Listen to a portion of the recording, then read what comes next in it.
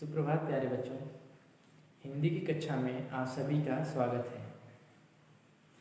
प्यारे बच्चों, अपनी पिछली कक्षा में हमने हिंदी की एक बहुत ही सुंदर कविता थोड़ी धरती पाँव उसके प्रश्नोत्तर को हमने लिखा था, उसे समझा था तथा उसके अभ्यास के अंतर्गत आने वाले अन्य प्रश्नों को भी हमने उसके उत्तर लिखे थे, जिसके अंतर्गत हमने कुछ समानार्थी शब्द, कुछ विलोम शब्द और भी जो अन्य क्वेश्चन थे, अन्य प्रश्न जो थे, उससे हमने उसका उत्तर जाना था और उसे पूरा किया था।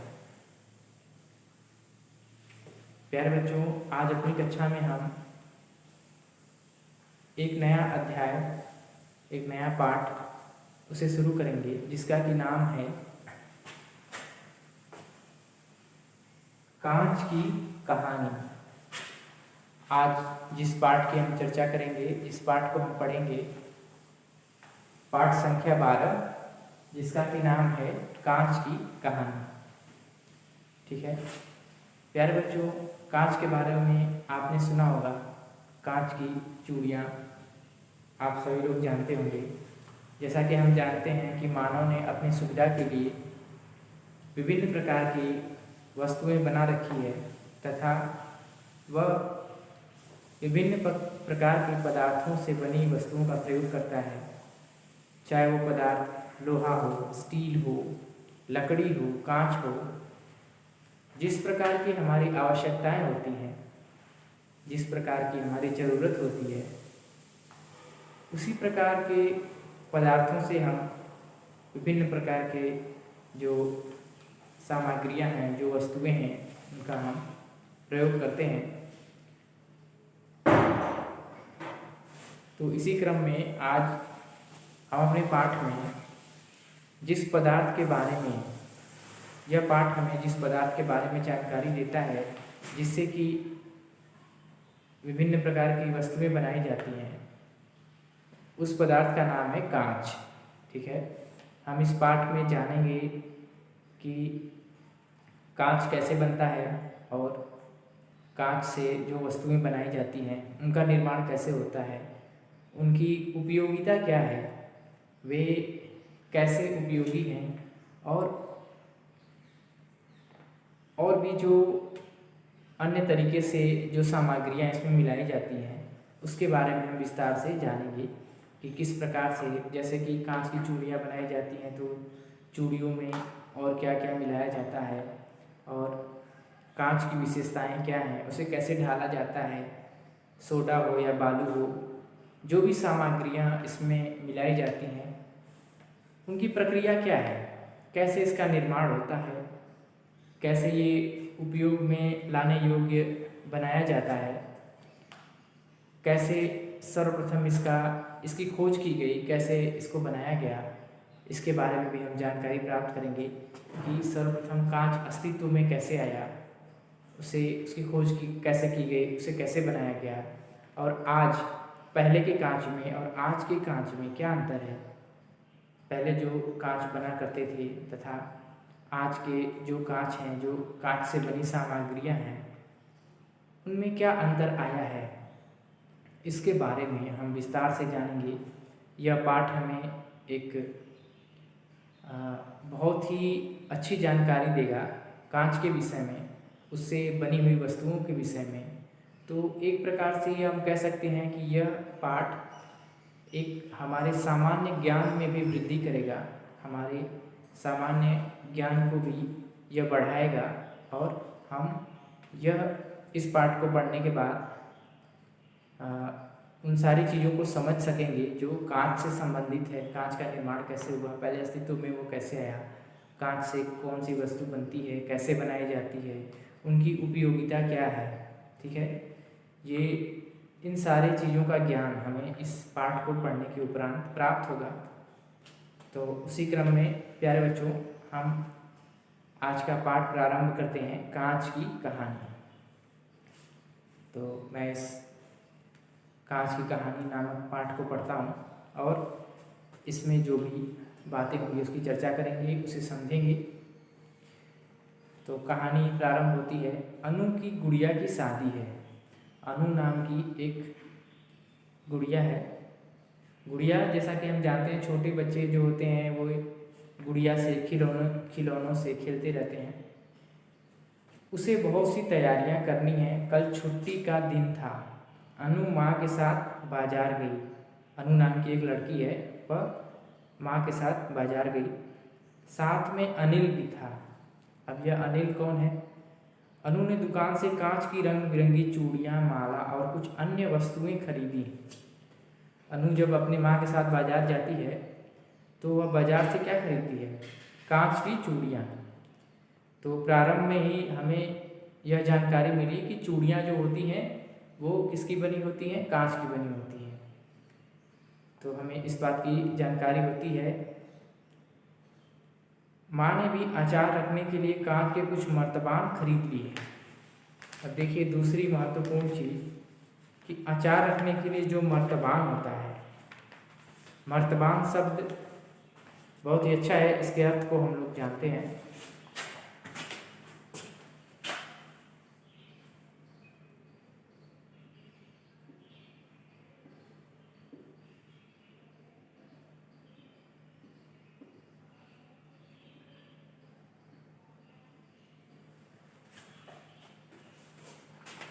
प्यारे बच्चों, मर्तबान का अर्थ होता है जार या कोई बर्तन।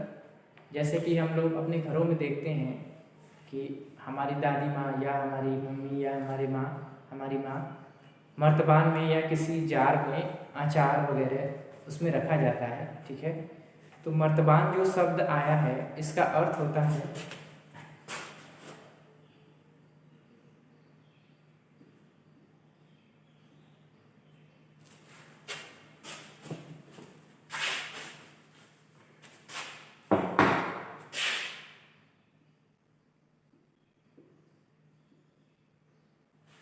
जार। ठीक है, मर्तबान का तात्पर्य है जार। जो भी जार होता है, बर्तन होता है जो जिसको मर्तबान बुलाते हैं, अचार वगैरह उसमें रखा जाता है। ठीक है, वो कांच का बना होता है। तो माँ ने भी अचार रखने के लिए कांच के कुछ मर्तबान खरीद लिए। कांच के मर्तबान माँ ने किस लिए खरीदी? तो अचार रखने के लिए। ठीक है, अनु रास्ते में माँ ने कहा, अनु तुमने कांच की चूड़ियाँ क्यों खरीदी? माँ अनु से पूछती है कि तुमने कांच की चूड़ियाँ क्यों खरीदी? ये तो जल्दी ही टूट सकती हैं। माँ कहती है तुमने कांच की चूड़ियाँ क्यों खरीदी? ये तो जल्दी ही टूट सकती है। अनु ने माँ का हाथ पकड़कर जरा शर्माते हुए बोला, माँ आपकी चूड़ियाँ भी तो कांच की हैं। अनु कहती है कि माँ आपने जो चूड़ियाँ पहनी हैं वो भी तो कांच की हैं। इन पर जब सूरज की किरणें पड़ती हैं तो कैसे सुंदर रंग बिखर उठते हैं, मुझे बहुत अच्छा लगता है। अनु कहती है कि इन पर जब सूरज की किरणें पड़ती हैं तो कैसे सुंदर रंग बिखर उठते हैं, मुझे बहुत अच्छा लगता है। माँ ने प्यार से अनु का गाल छूकर कहा, पगली। यहाँ पर माँ ने जो अनु के गाल को प्यार से छूकर पगली कहा है, इसमें पगली जो संबोधन है उसमें माँ का प्यार झलकता है, न कि उसे पगली कहकर उसको दिखाया गया है कि उसकी मानसिक स्थिति अच्छी नहीं है। ऐसी बात नहीं है। ये माँ अपना प्यार दिखा रही है, लाड प्यार से उसको कहती है पगली। शाम को अनु और अनिल माँ के साथ बगीचे में बैठे थे। अनु अपनी गुड़िया को सजा रही थी। अनिल बोला, वाह अनु, माला और चूड़ियाँ पहनकर तो सचमुच तुम्हारी गुड़िया बहुत सुंदर लगेगी। शाम को जो अनिल है और अनिल जो अनु का भाई है, अपनी माँ के साथ बगीचे में बैठे थे और अनु जो है अपनी गुड़िया को सजा रही थी। तो अनिल जब देखता है तो कहता है कि तुम्हारी गुड़िया तो बहुत सुंदर लगेगी। तभी अनु ने पूछा, माँ ये चूड़ियाँ बनती कैसे हैं? अनु ने क्या पूछा कि ये चूड़ियाँ बनती कैसे हैं? ठीक है, माँ बोली, कारखानों में कांच को गलाकर चूड़ियों की शक्ल में ढाला जाता है। ठीक है, कारखाने जानते हैं आप लोग, जो भी विभिन्न प्रकार की जो वस्तुएं बनाई जाती हैं जहाँ पर, ठीक है, उसे कारखाना कहते हैं। पर कांच कैसे बनता है? अनिल पूछ बैठा। माँ ने हंसकर अच्छा, इसको पढ़ते समय हमें एक शब्द आया है, इसको पढ़ते समय द्रव्य, पदार्थ, ठीक है। पदार्थ, पदार्थ जो हम लोग पढ़े हैं, पदार्थ का क्या मतलब होता है?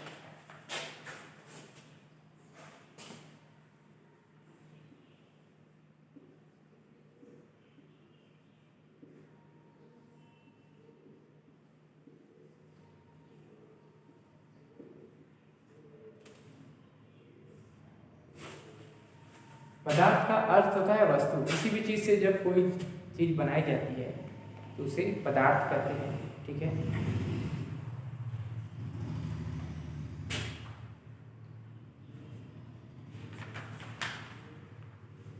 हाँ, तो कहानी में बढ़ते हैं आगे। माँ ने हंसकर कहा, अच्छा तो तुम कांच की कहानी सुनना चाहते हो? अनिल जब पूछता है कि कारखानों में कांच को गलाकर चूड़ियों के ढगल में चूड़ियों की शक्ल में ढाला जाता है, पर कांच कैसे बनता है, कांच का निर्माण कैसे होता है, ये अनिल पूछता है। तो अनिल की माँ कहती है कि तुम कांच की कहानी सुनना चाहते हो? माँ बताने लगी, कांच की खोज एक कहानी बड़ी रोचक है। लगभग 5000 वर्ष पहले की बात है। माँ बताती है कि 5000 वर्ष पहले की बात है।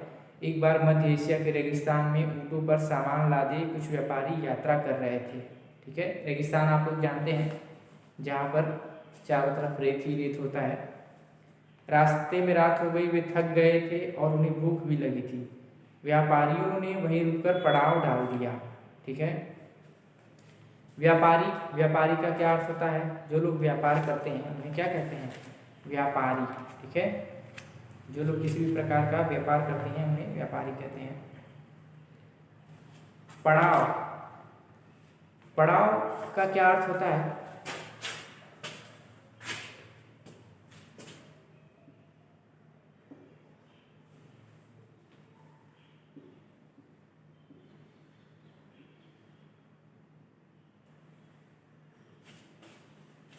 इसमें बात की गई है कि व्यापारी जब व्यापार करने के लिए रास्ते में जाते हैं तो वो थोड़े समय के लिए एक जगह अपना पड़ाव डालते हैं। पड़ाव का अर्थ होता है ठहरने का स्थान, जहाँ पर हम थोड़े समय के लिए ठहरते हैं और वहाँ पे विश्राम करते हैं, कुछ जलपान करते हैं, तो उस स्थान को हम पड़ाव कहते हैं, ठीक है। पड़ाव का अर्थ होता है थोड़ी समय के लिए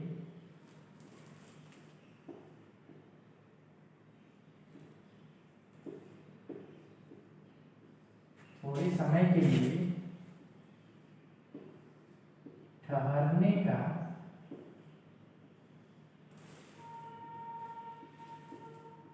स्थान,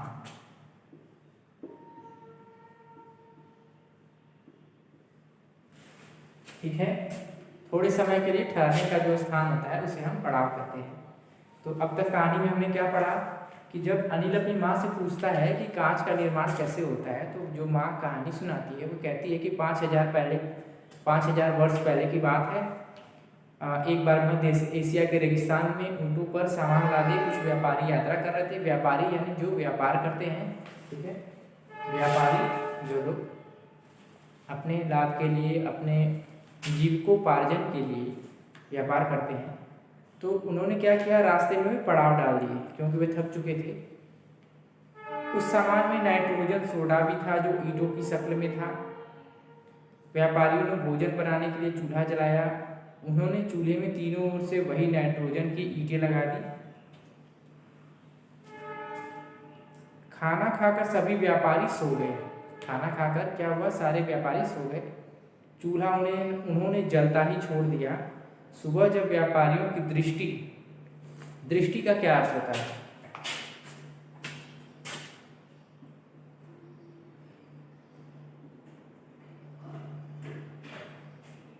दृष्टि का अर्थ होता है नजर। दृष्टि का अर्थ होता है नजर, ठीक है।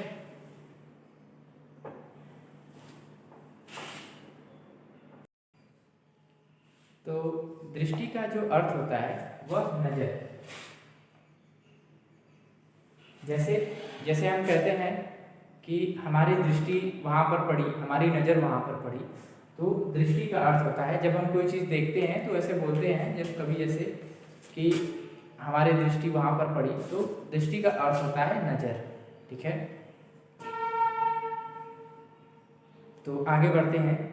व्यापारी सब चूल्हा जलते हुए छोड़कर सो गए थे, लेकिन जब सुबह उन्होंने जब उनकी नींद खुली तो व्यापारियों की दृष्टि चूल्हे पर पड़ी, तो उन्हें बहुत आश्चर्य हुआ।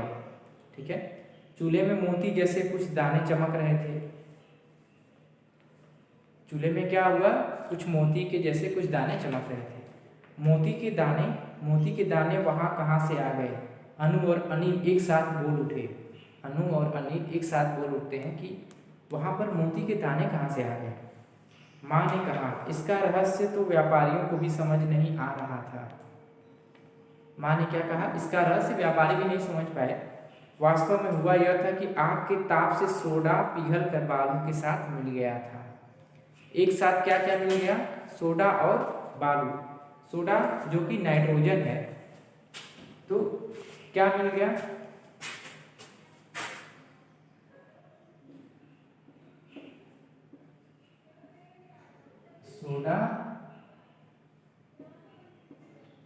सोडा यानी कि नाइट्रोजन,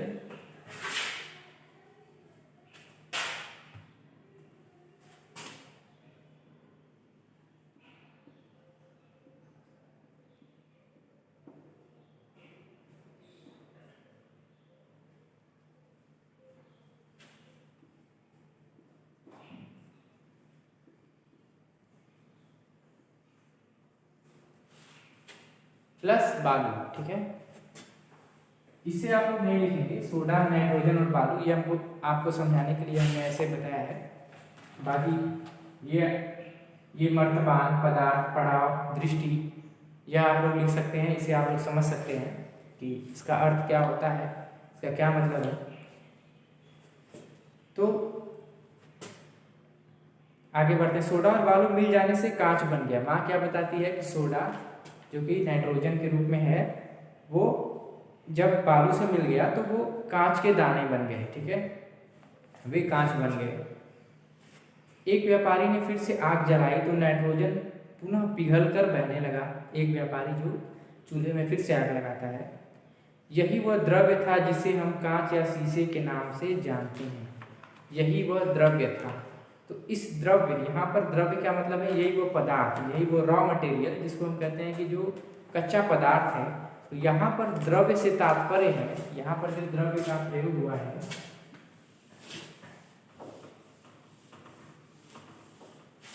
जैसे हम जानते हैं कि ठोस, द्रव्य और गैस क्या होती है, लेकिन यहाँ पर द्रव्य जो है वो कहानी के संदर्भ में इसका क्या अर्थ है, कहानी के संदर्भ में इसके अर्थ को यहाँ पर हमको जानना है। यहाँ पर द्रव्य क्या मतलब है? पदार्थ, क्या? वह वस्तु। ठीक है, जैसे कि हम जानते हैं कि द्रव्य क्या होता है, तो लिख लेते हैं। यहाँ पर कहानी के संदर्भ में द्रव्य का क्या अर्थ है?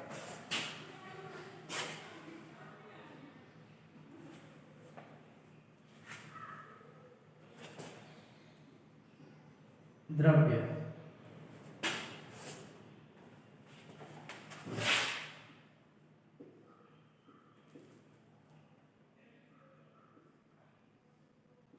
पदार्थ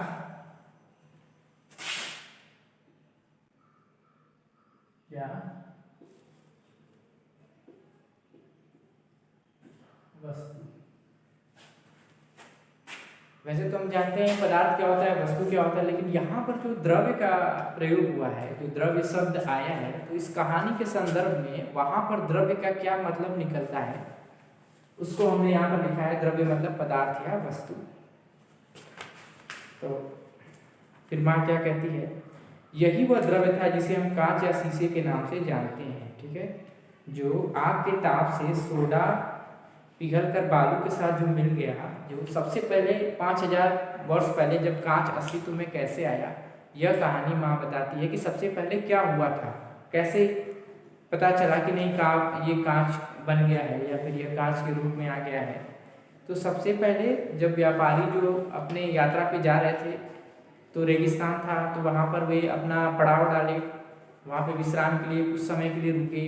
पड़ाव डालने के समय उन्होंने वहाँ पर जब चूल्हा जलता हुआ छोड़ दिए, जब रात में वे चूल्हा जलता हुआ ही भूल गए, तो सुबह जब देखे तो क्या हुआ कि नाइट्रोजन सोडा जो था वह बालू के साथ जब मिला तो वह कांच की शक्ल ले लिया। ठीक है, तो माँ क्या कहती है कि एक व्यापारी ने फिर से आग जलाई तो नाइट्रोजन पुनः पिघल कर बहने लगा।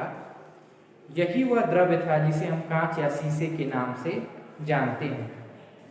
आज तो तुम जानते ही हो कि कांच का उपयोग बहुत बढ़ गया है।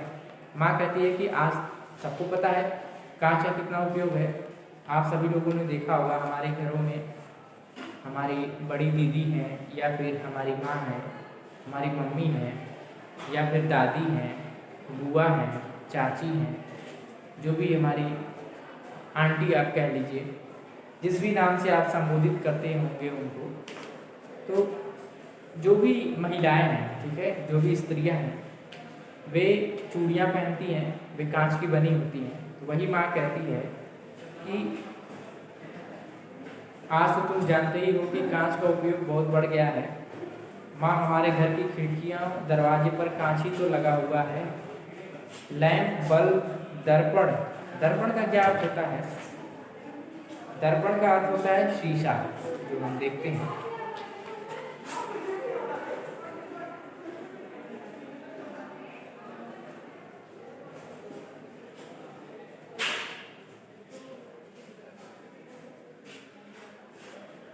दर्पण का अर्थ होता है शीशा। प्यारे बच्चों, कहानी अभी बहुत ही बड़ी है, आगे भी इसकी हम चर्चा करेंगे, तो इसको विस्तार से समझेंगे। आज हमने जो भी इसके अंतर्गत आने वाले कठिन शब्द थे उसको जाना, कहानी को आज पूरी नहीं कर पाए, लेकिन जितना भी हमने पढ़ा उसके अर्थ को समझा। अगली कक्षा में हम पुनः इसके आगे चर्चा करेंगे और कहानी को विस्तार से समझेंगे, इसके कठिन शब्दार्थों को समझेंगे। ठीक है, तो आज के लिए इतना ही। अगली कक्षा में पुनः हम मिलेंगे और इस पाठ को विस्तार से समझेंगे, इसे जानेंगे कि कहानी आगे बढ़ती है तो क्या होता है और कांच के बारे में हमें कितनी जानकारी मिलती है। तो अगली कक्षा में पुनः हम इस पाठ को पढ़ेंगे और इसे विस्तार से चर्चा करेंगे और समझेंगे। आप लोग जो आज शब्दार्थ हमने लिखवाया, जो भी जिन भी कठिन शब्दों की हमने चर्चा की, उसे आप पढ़ लीजिएगा, उसे याद कर लीजिएगा, उसके वाक्यों में उसका प्रयोग कैसे हुआ है इसको भी आप जान लीजिएगा। पुनः हम लोग अपनी अगली कक्षा में मिलेंगे तो और कहानी की चर्चा विस्तार से करेंगे। धन्यवाद।